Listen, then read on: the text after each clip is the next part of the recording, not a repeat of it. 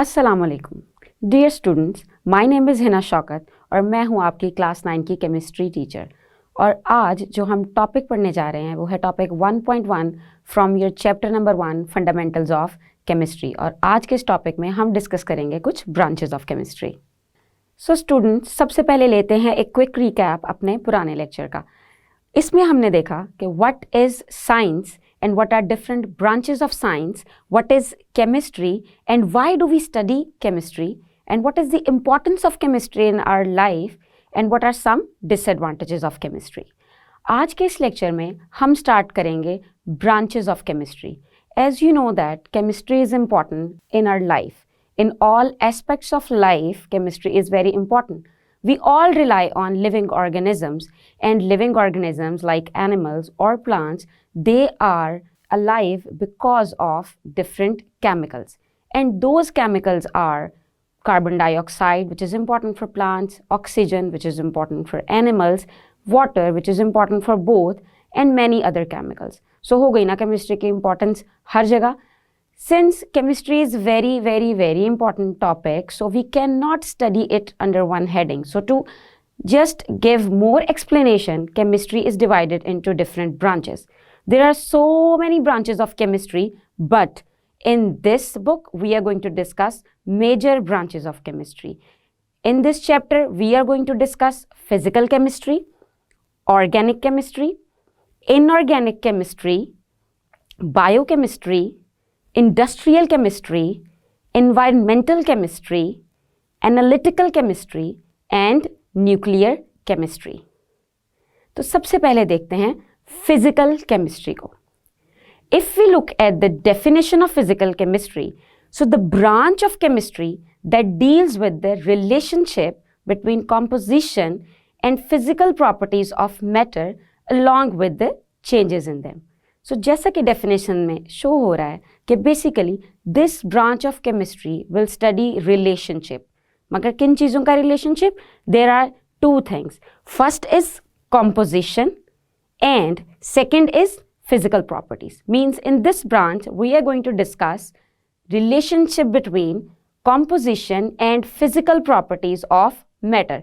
So इसको अच्छे तरीके से समझने के लिए हमें पता होना चाहिए what is the meaning of composition. So composition means कि कोई चीज़ किन किन चीज़ों से मिलकर बनी है. For example, if it is water, so what is the composition of water? That it is made up of hydrogen and oxygen. 2 atoms of hydrogen and 1 atom of oxygen. This would be the composition of water. और अगर हम बात करें physical properties की, तो word physical का मतलब है वो सारी खसूसियात, वो सारी प्रॉपर्टीज़ जो कि हम अपनी 5 सेंसेस से परसीव कर सकते हैं, जिनको हम अपनी 5 सेंसेस से फील कर सकते हैं, वो सारी चीज़ें आती हैं फिज़िकल प्रॉपर्टीज़ में. जैसे कि साइज़ किसी चीज़ का कलर, किसी चीज़ की डेंसिटी, ऐसी चीज़ें हम फिज़िकल प्रॉपर्टीज़ को डिटेल में अपने आइंदा आने वाले लेक्चर्स में भी डिस्कस करेंगे. But till here we should know that physical chemistry will study the relationship between the composition and physical properties. And if we will change the composition, what is going to happen with the physical properties? मतलब किसी चीज़ की composition को change करने से उसकी physical properties किस किस तरह change हो सकती हैं, ये सारी चीज़ों की स्टडी आएगी फिजिकल केमिस्ट्री में. इसके अलावा फिजिकल केमिस्ट्री में स्टडी करते हैं structure of atom. Confused? Atom मतलब सबसे छोटा पार्टिकल किसी भी मैटर का. Matter means everything around us which has some mass and occupies some space. So atom is the smallest part of that matter. Smallest part, yes. For example, if you have a wall, so what is the smallest part of that wall? Of course, you have started making a wall with a brick. So brick होगा उसका smallest part. अगर हम बात करें किसी living organisms की, तो उसका सबसे smallest part होगा cell. तो इसी तरह every matter is made up of small units, and that basic unit, the smallest particle, is called as an atom. तो एटम के स्ट्रक्चर की स्टडी भी आएगी फिजिकल केमिस्ट्री में. इसके अलावा फॉर्मेशन ऑफ मॉलिक्यूल्स, जब मुख्तलिफ एटम्स या एक तरह के एटम्स मिलके कोई नई चीज़ बनाएंगे तो उनकी स्टडी भी आएगी फिजिकल केमिस्ट्री में. Behaviour of solids, liquids and gases, effect of temperature on matter, अगर आप किसी चीज़ को हीट करेंगे तो उसके साथ क्या होगा, विल इट मेल्ट और नॉट, मेल्ट करेगी तो कितने टेम्परेचर पे मेल्ट करेगी, उसकी सारी मेल्टिंग, फ्रीजिंग, बॉइलिंग पॉइंट, इन सब चीज़ों की study, effect of radiation on matter. So all the things which you can perceive with your 5 senses, उनका relationship with the composition of matter हम स्टडी करते हैं फिजिकल केमिस्ट्री में. अगर हम बात करें इसके स्कोप की, तो सारे केमिकल रिएक्शंस, उनमें एनर्जी किस तरह से ट्रांसफ़र हो रही है और उनका स्ट्रक्चरल लेवल पे, उनके मॉलिक्यूलर लेवल पे उनको कैसे स्टडी करते हैं, वो आता है फिजिकल केमिस्ट्री में. अगली और इम्पॉर्टेंट ब्रांच आती है हमारे पास ऑर्गेनिक केमिस्ट्री. उम्मीद है आपने पहले भी ये वर्ड सुना होगा, ऑर्गेनिक. यूजुअली हम इसको यूज़ करते हैं like organic food. So organic word means anything which is related to और डिराइव्ड फ्रॉम लिविंग मैटर. किसी भी जिंदा चीज़ से डिराइव की हो, उस चीज़ को हम कहेंगे ऑर्गेनिक चीज़. जैसे कि अगर आप घर का बना खाना खाते हैं जिसमें घर के किचन गार्डन में कुछ सब्जियां ग्रो हो रही हैं, तो आप उसको डायरेक्टली खाते हैं, तो this is your organic food. Means आप डायरेक्ट लिविंग चीज़ से अपनी एनर्जी ले रहे हैं. सो ऑर्गेनिक मतलब all the things which are related to the living organisms. ये डेफिनेशन समझने के लिए उतनी आसान नहीं है, और अगर हम इसको एग्जैक्ट वर्ड्स में बात करें तो हम कह सकते हैं कि ऑर्गेनिक कंपाउंड्स वो कंपाउंड्स हैं जिनके अंदर 2 एलिमेंट्स का होना ज़रूरी है. Number 1 is carbon and second is hydrogen. मतलब ऑर्गेनिक कंपाउंड्स वो वाले कंपाउंड्स होंगे जिनमें कार्बन और हाइड्रोजन एक साथ आएंगे. मीन्स इनके दरमियान कोई बॉन्ड होगा. एक ही कंपाउंड के अंदर कार्बन और हाइड्रोजन दोनों प्रेजेंट होंगे. अगर कोई कंपाउंड ऐसा है जिसके अंदर कार्बन तो है लेकिन हाइड्रोजन नहीं, फॉर एग्जांपल कार्बन डाइऑक्साइड, तो उसको हम ऑर्गेनिक कंपाउंड नहीं कहेंगे. और अगर कोई ऐसा कंपाउंड है जिसमें हाइड्रोजन तो मौजूद है मगर कार्बन नहीं, कार्बन और हाइड्रोजन लिंक्ड नहीं है, तो इसका मतलब वो भी ऑर्गेनिक कंपाउंड नहीं है, जैसे कि वाटर. सो ऑर्गेनिक कंपाउंड्स हम सिर्फ उन्हीं कंपाउंड्स को कहेंगे जिनके अंदर कार्बन और हाइड्रोजन के दरमियान एक बॉन्ड पाया जाता है. So study of organic compounds would be organic chemistry.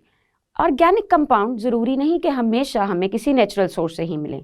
अब केमिस्ट इतना एडवांस हो चुके हैं और केमिस्ट्री इतनी एडवांस कि हम ऑर्गेनिक कंपाउंड्स को भी लेबॉर्ट्री में बना सकते हैं. सो organic compounds could be naturally occurring और दे कुड बी सिंथेसाइज्ड.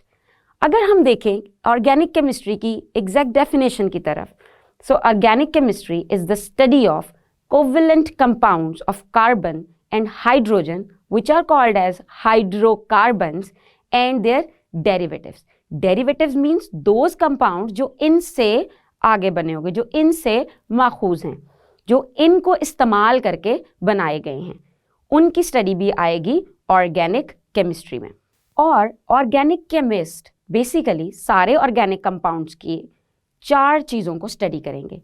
उनका स्ट्रक्चर, उनकी प्रॉपर्टीज़, उनकी कॉम्पोजिशन और उनके reactions. As we have discussed these components in the definition of chemistry as well, कि हम केमिस्ट्री में इन 4 चीज़ों की स्टडी करते हैं. स्ट्रक्चर, वो कैसे उसके मॉलिक्यूल्स अरेंज हैं. प्रॉपर्टीज़, उनकी फिजिकल केमिकल प्रॉपर्टीज़ क्या हैं, वो कैसे दिखते हैं, वो किस तरह के बिहेव करते हैं दूसरी चीज़ों के साथ. कॉम्पोजिशन, वो किन किन किन चीज़ों से मिलकर बने हैं, what are they made up of. And reactions, किसी दूसरे सब्सटेंस की मौजूदगी में वो किस तरह से रिएक्ट करते हैं, और रिएक्ट करके अगर वो नए कंपाउंड्स बनाते हैं तो वो कौन से नए कंपाउंड्स बनाते हैं. ये सारी स्टडी करेंगे ऑर्गेनिक केमिस्ट, मगर सिर्फ ऑर्गेनिक कंपाउंड्स के लिए. And what were the organic compounds? Compounds containing carbon and hydrogen. और चूंकि कार्बन और हाइड्रोजन के बीच में बनता है स्पेसिफिक बॉन्ड जिसे हम कहते हैं कोवेलेंट बॉन्ड, सो इसीलिए आपने डेफिनेशन में वर्ड देखा कोवेलेंट. कोवेलेंट बॉन्ड क्या होता है और वो कैसे बनता है, ये भी हम डिस्कस करेंगे अपने आने वाले लेक्चर्स के अंदर. सो उम्मीद है आपको ऑर्गेनिक केमिस्ट्री की समझ आई होगी. अब चलते हैं केमिस्ट्री की अगली ब्रांच की तरफ, जो कि है इनऑर्गेनिक केमिस्ट्री. जैसा कि नाम से पता लगता है, it is something opposite of organic chemistry. अगर एक चीज़ ऑर्गेनिक है तो उसका बिल्कुल ऑपोजिट होगा इनऑर्गेनिक. तो अगर ऑर्गेनिक वो वाले कंपाउंड्स हैं जिनमें कार्बन और हाइड्रोजन दोनों साथ मौजूद होते हैं, उनके दरमियान एक कोवेलेंट बॉन्ड होता है, तो इनऑर्गेनिक कंपाउंड्स होंगे इस तरह के कंपाउंड्स के अलावा बाकी सारे कंपाउंड्स जिनके अंदर कार्बन और हाइड्रोजन के दरमियान बॉन्ड नहीं होता और कार्बन और हाइड्रोजन एक ही कंपाउंड के अंदर प्रेजेंट नहीं होते. For example carbon dioxide. अब ऑर्गेनिक कंपाउंड तो ये था नहीं, तो ये आया इनऑर्गेनिक कंपाउंड में। वाटर, ये ऑर्गेनिक कंपाउंड नहीं था, ये आया इनऑर्गेनिक कंपाउंड में। Sulphuric acid, hydrochloric acid, and there are a lot of examples of inorganic compounds as well. Inorganic chemistry की अगर हम definition देखें तो inorganic chemistry it deals with the study of all elements and their compounds except those of the compounds of carbon and hydrogen, which are hydrocarbons, and their derivatives. So it is the branch of chemistry which deals with the study of compounds other than organic compounds, in simple words, but you need to learn exact definition as well. अगर हम बात करें inorganic chemistry के scope की, तो inorganic chemistry का scope हर उस जगह होगा जहां पे इनऑर्गेनिक कंपाउंड्स इस्तेमाल हो रहे हैं। सो इनऑर्गेनिक कंपाउंड्स हर जगह ऑलमोस्ट इस्तेमाल होते हैं, तो इसका स्कोप भी हर जगह होगा। कुछ मिसालें देख लेते हैं, जैसे कि glass industry, cement industry, ceramic industry. ceramic industry, it relates to clay, bricks, tiles, etc. This industry. And metallurgy is very important application of inorganic chemistry. Metallurgy means extraction of metals from the ores. ore मतलब एक ऐसा rock या ऐसा piece of rock जिसके अंदर आपकी required metal है। For example अगर आप बात करें गोल्ड की, तो गोल्ड एक मेटल है। I know it's very expensive metal. तो क्या गोल्ड के पहाड़ मौजूद हैं? ऐसा तो बिल्कुल नहीं है। So basically gold is present in the form of ore, मतलब कुछ रॉक्स हैं जिनके अंदर there is very small amount of gold, बहुत छोटी मिकदार में पाया जाए। So that small amount of gold is extracted from that ore, और हम कहेंगे उस रॉक को जिसके अंदर वो गोल्ड प्रेजेंट था, along with the other substances as well. So we need to separate the specific metal which is gold from that ore. तो हम यूज़ करेंगे मुख्तलिफ केमिकल्स जो कि सेपरेट कर देंगे हमारी मेटल को बाकी सारी चीज़ों से। इस सारी स्टडी को हम पढ़ते हैं मेटलर्जी के अंदर, और इसमें डिफरेंट केमिकल्स इस्तेमाल होते हैं, जैसे कि sulphuric acid, hydrochloric acid, different acids जो कि मेटल को ओर से सेपरेट करने में हेल्प करते हैं। अब बात करते हैं बायोकेमिस्ट्री की। Biochemistry, you have a subject biology as well. I hope you know the meaning of bio. So bio means life and you know what is chemistry so far. So in biochemistry, we explore processes within and related to the living organisms. मतलब कि जिंदा चीज़ों के अंदर होने वाले सारे processes को हम बायोकेमिस्ट्री में स्टडी करते हैं। हमारे अंदर भी बेशुमार केमिकल प्रोसेसेस हो रहे हैं। जब भी हम कोई खाना खाते हैं तो basically that food is absorbed into the blood, और फिर वो जाएगी हमारे सेल्स के अंदर, और जब वो हमारे सेल्स तक पहुंचेगी तो हमारे सेल्स में कुछ केमिकल रिएक्शंस होंगे, और उन केमिकल रिएक्शन से बनेगी एनर्जी, और हम वो एनर्जी इस्तेमाल करते हैं अपनी रोज़मर्रा की एक्टिविटीज़ के लिए। तो उन सारे रिएक्शंस की स्टडी आएगी बायोकेमिस्ट्री में। Look at the definition of biochemistry. It is the branch of chemistry in which we study structure, composition and chemical reactions of substances found in living organisms. Living organisms के अंदर जितने भी chemicals हैं उन सब का structure, composition और chemical reactions की स्टडी आएगी किसमें? बायोकेमिस्ट्री में। इसमें हम पढ़ते हैं synthesis and metabolism of biomolecules. Biomolecules specifically those molecules which are present in living organisms, उनको हमने कह दिया बायोमोलिक्यूल्स। सो बायोमोलिक्यूल्स की सिंथेसिस मतलब हम उन्हें कैसे बना सकते हैं। Examples of biomolecules are carbohydrates, proteins and fats. These are the major biomolecules जो हम खाना खाते हैं उसके अंदर मौजूद होते हैं, and then they're absorbed into the blood, and then basically these are the molecules which are going to react in our body to provide us with energy. So in biochemistry we study synthesis and metabolism of these biomolecules. Synthesis मतलब ये कैसे बनते हैं, and metabolism मतलब इनके साथ कौन कौन से रिएक्शंस होते हैं, ये कौन कौन से रिएक्शंस करते हैं जिससे हमें एनर्जी मिलती है। How living things obtain energy from the food, it is studied in biochemistry, and how the fundamental biological changes occur during a disease state. जब हम बीमार होते हैं तो हमारे अंदर ऐसे कौन से रिएक्शंस होते हैं कि हमें पेन स्टार्ट हो जाती है, हाँ, और जब आपको चोट लगती है तो ऐसा कौन सा रिएक्शन हमारी बॉडी में होता है कि आपकी स्किन की सरफेस रेड हो जाती है। सो कुछ तो केमिकल रिएक्शन हमारी बॉडी में चल रहे हैं ना।